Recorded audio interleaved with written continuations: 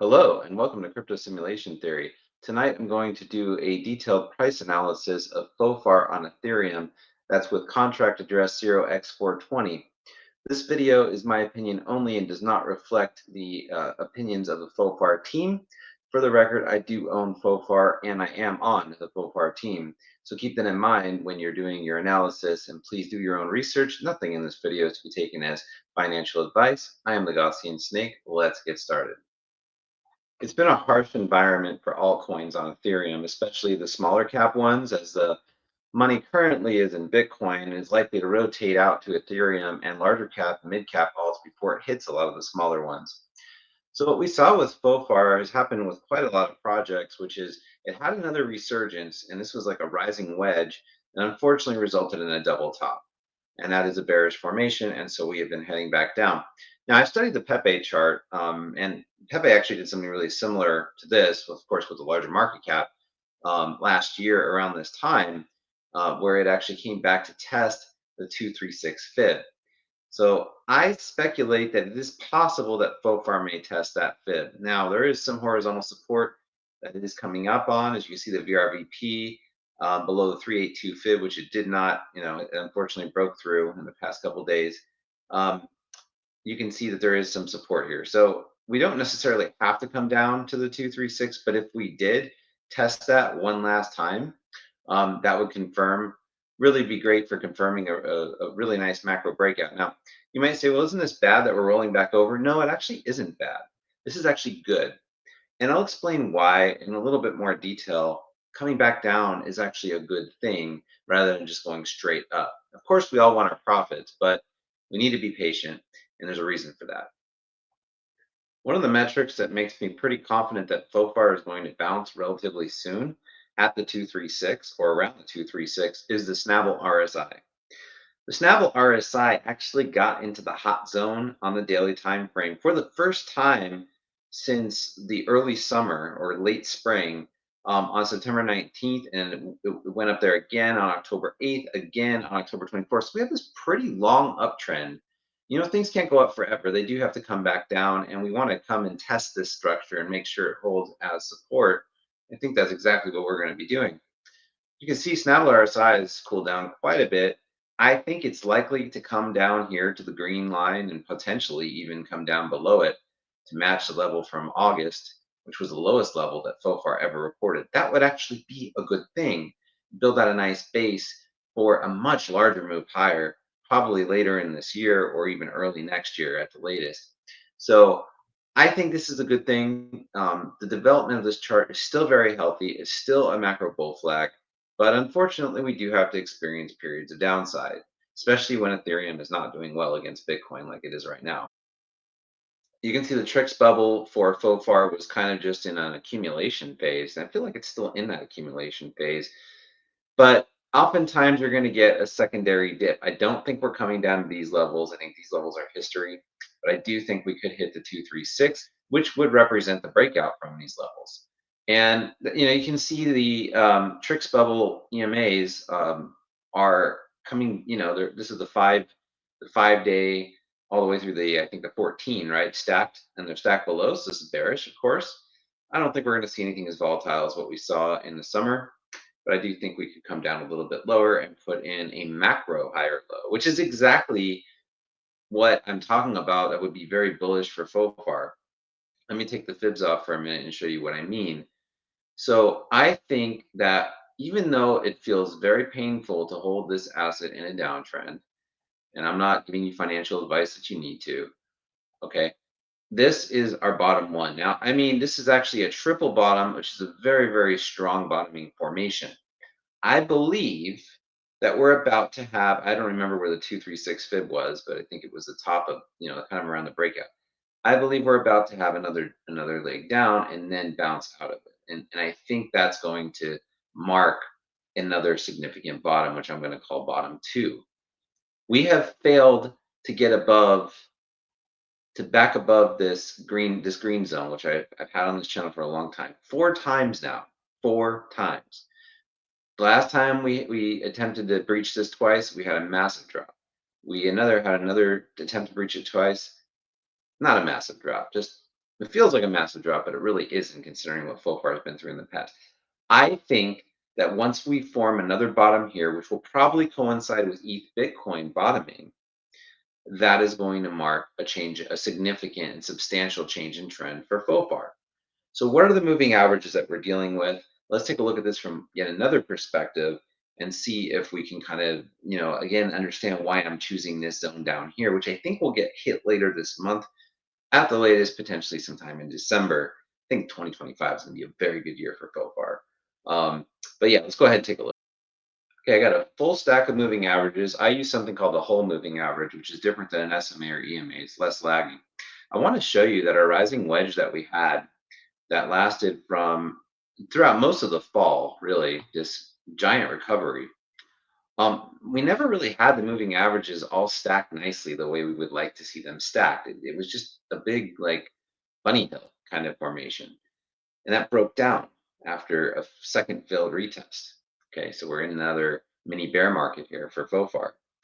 Notice that we had a death cross of the 10. So let me tell you which ones are which, right? The purple is the 10-day, the yellow is the 20-day, the green is the 40-day, the blue is the 50-day, the white's the 100-day, and the red is the 200-day. I find the white to be a very significant moving average as well as the blue.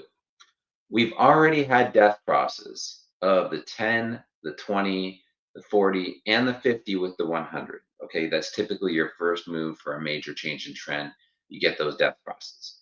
We actually have gone below the 200-day moving average, which really just appeared in November. So I couldn't really tell, there wasn't 200 days of history for FOFAR before this.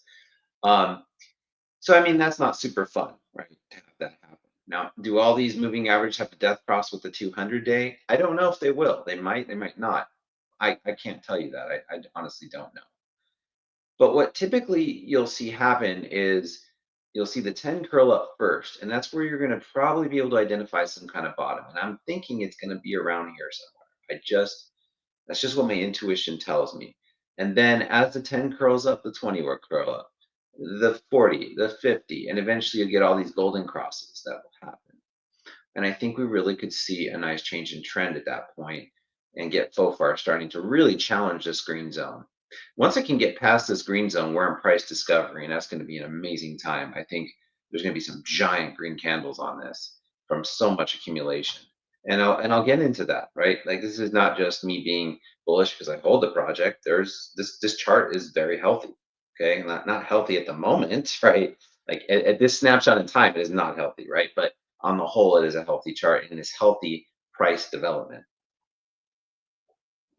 So how risky is it to buy FOFAR right now? Well, FOFAR is back in extreme undervaluation. And I spoke about this. If you go back to my FOFAR videos, I've done several, and I talked about this potentially happening where we have this really big, downtrend to kind of do away with this uptrend where we got pretty heated up on risk. These are risk levels from 0 to 1. Um, Anything below 0 is extreme undervaluation. Anything above 0.65 to 1 is overvaluation. Anything above 1 is extreme overvaluation. I think there's a chance FOFAR actually makes it above this 1 level at some point in 2025. But you can almost see, like, it's almost like waves, right? Like the waves go up and then they come down. This is healthy development, right? So we got really high in the DCA zone and then came down to undervaluation. I don't think we're going back down to these kind of levels, but I think we are going to build out some undervaluation this month and probably into December as well, depending on how long it takes for FOFAR to find its bottom. And then we can start curling our way back up. Pepe did this, other boys club projects did this. It's really not that unusual. And what this allows for, all this time-based price development, is going to allow for FOFAR to go much higher in price without breaking the bank, without overheating the chart. If FOFAR would have just kept going, it would have risked starting to get into these more overheated zones. Like, this is not overheated in here, but it would have risked starting to get way up in here and probably overheating early in the year. And we don't want that to happen. We want a nice, healthy bull run for FOFAR. So unfortunately, it's just got to come back down and probably test a higher low. Again, that 0.236 fib is what I'm looking at for healthy chart development. And it's probably not going to be a very fun end of Q4 for people who hold this asset, but I think things are going to turn around a lot, potentially at the very end of the year, around Christmas time, or early Q1. I just altcoin season's coming, folks, and ETH Bitcoin is just absolutely just trash right now. But I think it's bottoming. I think it's in its bottoming process, and I think it'll be over pretty soon, probably by December. So not much longer to wait, and you can DCA at these levels if you want. I think these are very low risk levels according to this chart right here. So keep that in mind. So overall, I'm very confident in my holding FOFAR through this period of weakness. I don't think things are going to get as bad as they got, earlier in the summer when we basically had that huge sell-off from the gigantic top that we had when we went absolutely parabolic at the beginning of or around the spring, right? Right after Bitcoin put in its major top. So I think something similar is going to happen this time around where Bitcoin finds a top. I'm guessing Bitcoin's going to go to around 128 to 132K sometime by the end of this year, maybe early January at the latest. And I think that's when you're going to see some of these altcoins really start to wake up in a big ways when Bitcoin finds its top and starts to range around. That's what happened with FOFAR last time, right? FOFAR debuted in April, right after Bitcoin's major top of 73.5K.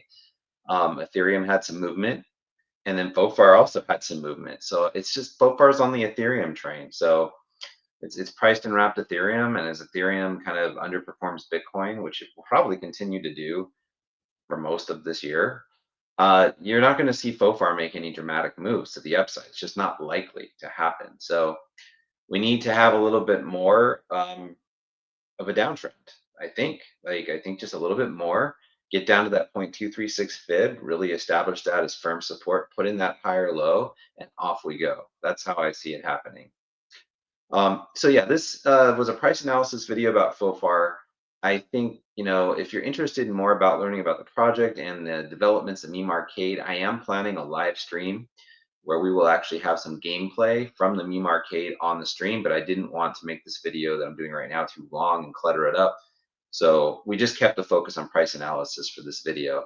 If you're interested in further price analysis for FOFAR, just follow me on Twitter.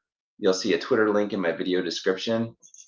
And I post analyses there about once a week, but every now and then I like to do a video to kind of talk about some of the more major developments with price. And so that's what this was about. Um, if you're interested in purchasing FOFAR on Ethereum, I'll have links down in the video description as well as links to the Meme Arcade that you can check out if you want to join, sign up, and earn some bacon. Make sure that you choose the correct contract address, the one that ends in 0x420. That's the only real FOFAR that there is. So be sure to grab that one. And yeah, that's about it. So again, I hope you enjoyed this video. This is the Gaussian Snake, Crypto Simulation Theory. Encourage you to like, subscribe, comment, all that stuff down below. Let me know what you think about my chart analysis, if you agree, disagree, and join my Telegram group. I have a Telegram group for Crypto Simulation Theory with over 300 members, and we'd love to have you there. Everything there is completely free. We have analysts from all over the world with very, very diverse backgrounds, including some professional traders. So if you want to get the latest alpha on altcoins, join Crypto Simulation Theory Telegram, and you will hear about it before you hear about it on YouTube. Okay, so until then, have a great rest of your week, and I'll talk to you next time. Bye.